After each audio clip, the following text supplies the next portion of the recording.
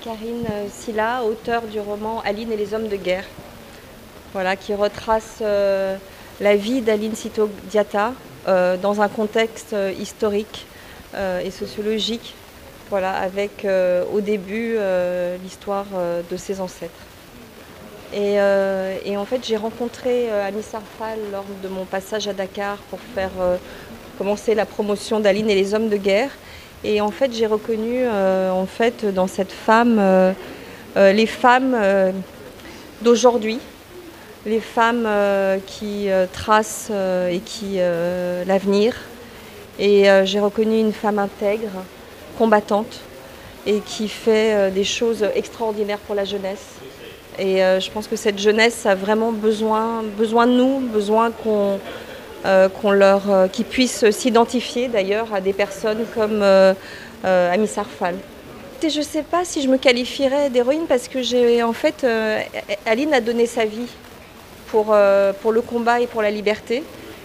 J'aurais jamais, je ne pense pas avoir eu le courage de donner ma vie. C'est des gens absolument extraordinaires, exceptionnels, qui sont capables pour le combat vers la liberté, de se sacrifier personnellement pour leur peuple, pour pouvoir continuer. Et on sait que tous ces grands leaders comme le Mahatma Gandhi, on sait que Martin Luther King, Malcolm X, ils sont morts pour la liberté. Aline Sitoé Diatta s'inscrit dans ces grandes personnalités et c'est ça qu'on appelle les héros.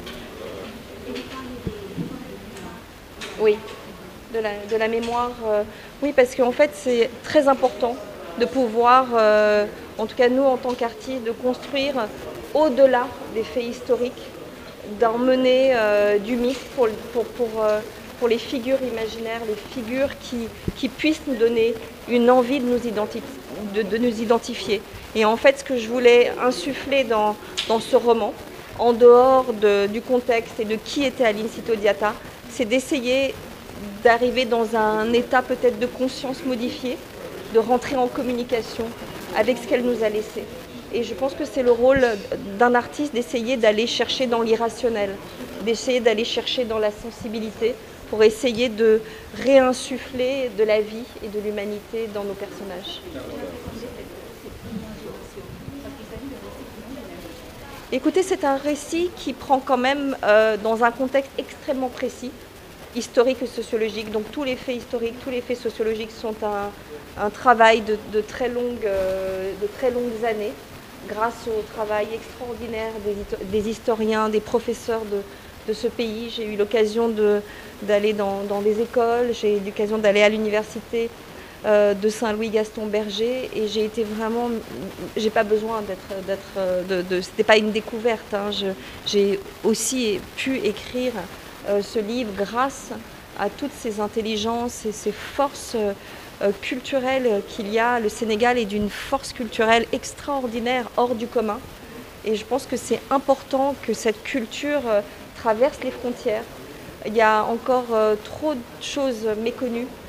Je sais que quand on parle, à chaque fois que le Sénégal est sur le devant de la scène, je connais tellement surtout d'artistes qui travaillent avec des artistes dans la musique, qui sont sénégalais. Il y a des grands écrivains. Et on sait que la force de l'art, je veux dire, je pense que Bob Marley a fait plus pour sa musique que n'importe quelle autre personne, juste avec sa voix un peu cassée, son chant comme ça un peu frêle. Il a pu mettre la Jamaïque sur le point, sur la terre. Écoutez, j'ai des liens d'origine. Après, voilà, nos ancêtres sont nombreux. Ceux qui viennent nous chercher la nuit quand on n'arrive pas à dormir, on ne sait pas pourquoi, mais je pense avoir entendu, en tout cas d'avoir ressenti sa présence et d'avoir eu l'urgence et la nécessité de sortir sa parole qui a disparu comme ça dans un endroit extrêmement sombre. Et je trouve que c'est important aussi que la France reconnaisse le crime d'Aline Sitoé Diatta contre un crime contre l'humanité.